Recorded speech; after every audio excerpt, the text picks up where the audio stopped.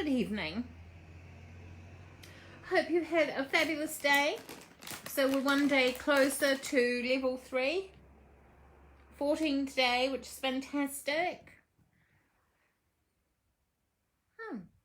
Had to put the different lippy on today. That's my sparkly lippy. I'm kind of getting quite into the sparkly lipstick.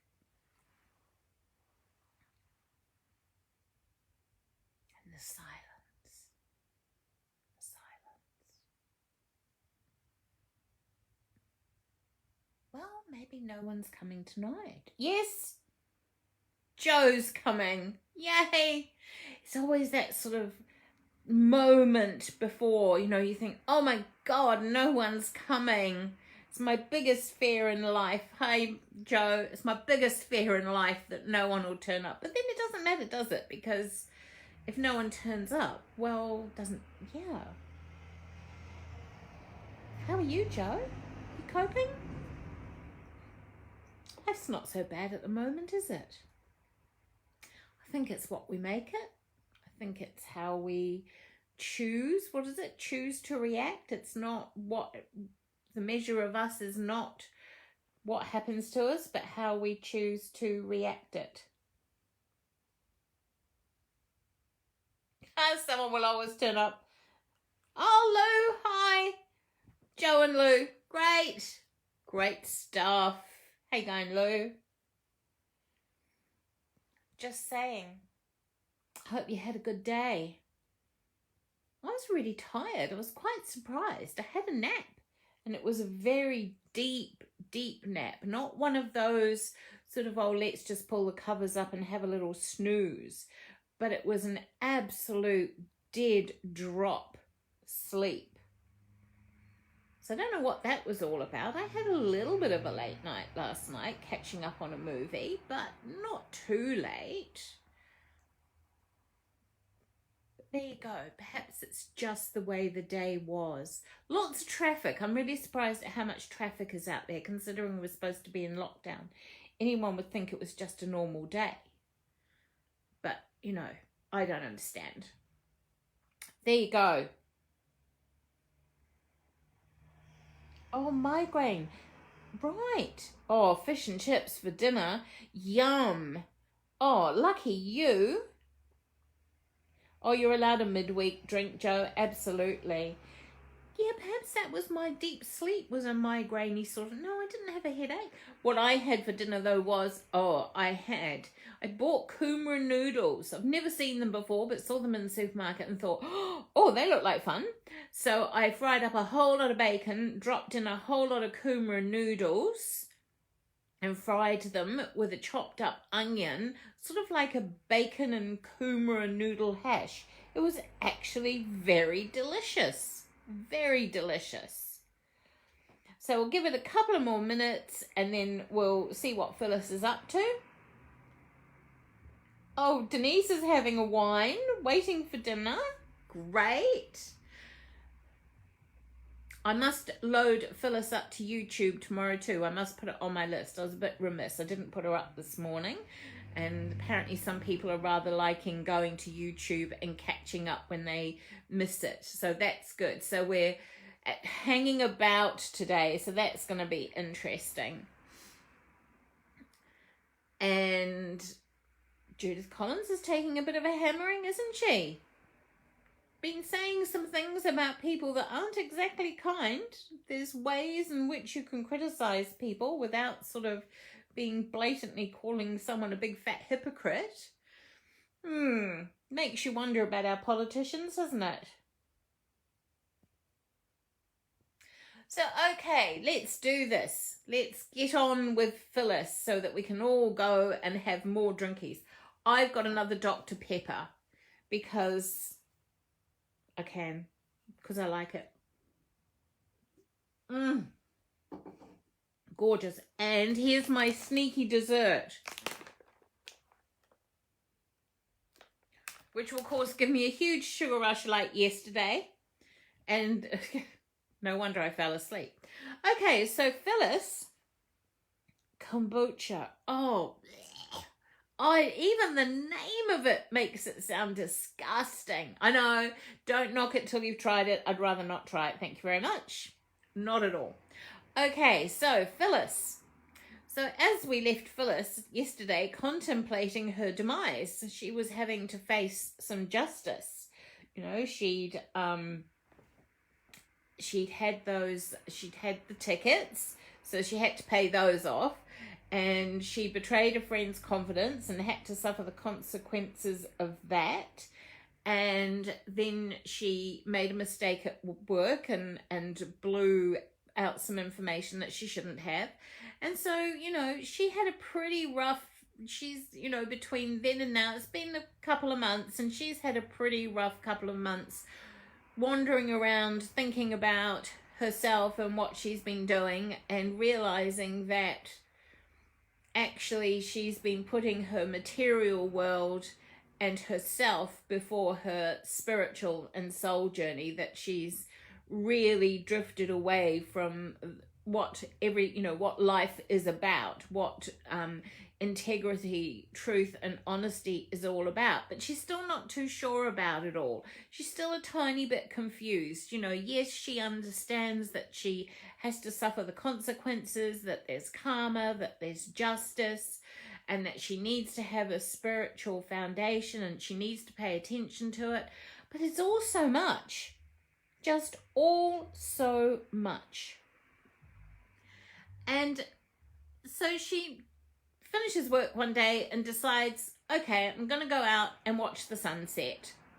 I'm going to go out to the west coast again, hopefully not get caught by a cop, and sit on the headland and watch the sunset and see if she could see if I can get some inspiration. She's thinking, I need some kind of inspiration. I need some kind of sign. I need something. And so she gets in the car and off she drives, and she gets to this beautiful river. Before she even gets to the beach, she's driving along and she sees this beautiful river along the side, running along the side of the road, and she decides to stop.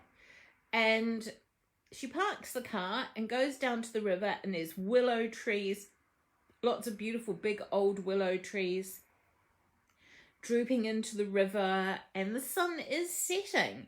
But it's a whole different sunset to what she expected.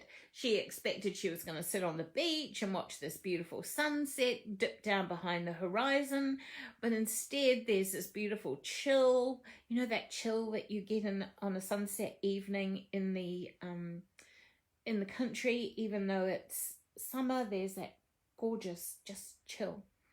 And she moves down towards the riverbank, and she has a yen to sit in the willow tree.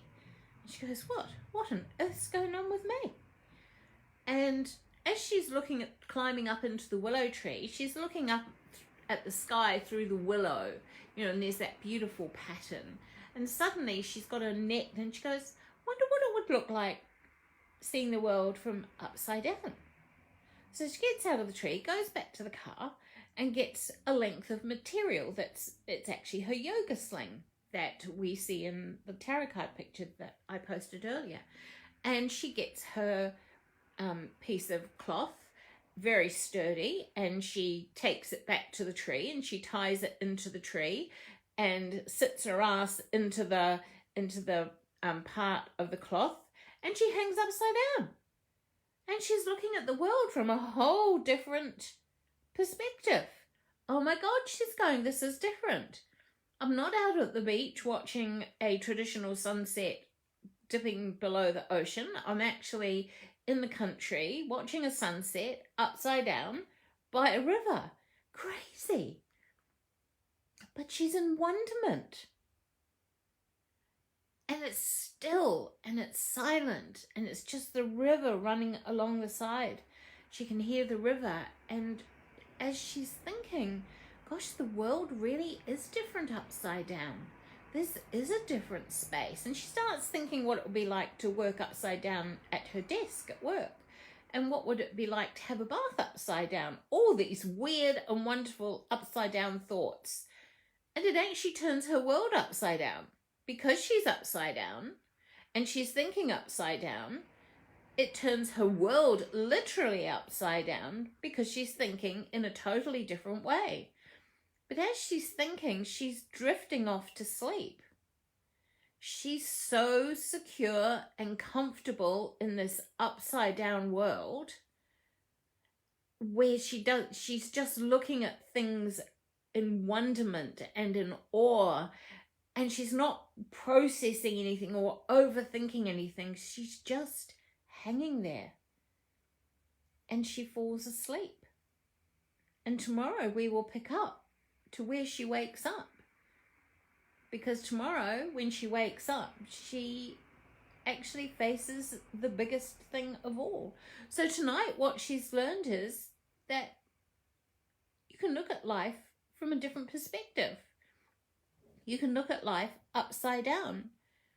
That there comes a time when you've had too much of the material, too much of the emotional, paid too much attention to all those things in life, which we do have to pay attention to, but sometimes to the detriment of our spiritual foundation and our soul journey. And really what it is her soul has caused her to just go upside down, to look at things from a whole different perspective. And that's what she's doing tonight. So the Hanged Man is all about turning upside down, turning the world upside down, and looking at things from a different perspective, and allowing yourself to hang in mid-air and simply see. You don't have to try and understand. We try and understand our world every day. We're understanding every little thing we do. We have an understanding. But if we do what Phyllis does and hang upside down in a tree, that's a really hard thing to well, you just don't understand it. You just hang there and experience it. And that's what she's learning today, is sometimes you've just got to hang upside down and experience what's happening to you without questioning it, without overthinking it, without trying to sort it out, but to simply experience it. Because when you simply experience something, that's your soul coming out to play. That's your soul learning and having some fun. So that's what we're going to do overnight, ladies. We are going to hang upside down in our trees, in our little yoga slings, and we are going to be upside down and just look at things from a whole different... Oh, hi, Adam. How are you? And just do things in a whole different way. Hi, Catherine. Loved your post today, by the way, Catherine. We need to vaccinate. How are we going to have freedom if we don't vaccinate? Which I don't usually put my opinion out there, but, you know, regardless of what you believe, we've got to do something. And in a way that's a little bit like our Phyllis today. You know, she's hanging upside down in a tree, experiencing things, not trying to explain it. She's not trying to understand stuff. She's upside down in an upside down world and thinking to herself, I just have to experience it. And that's what we have to do. Hang upside down and experience. Those little bats, I used to love the bats in Australia. Used to watch them every night go past the house and see them upside down in the trees and the swamps and everything. And they're just hanging in there. They can't do anything because they're hanging onto the branch with their little feet.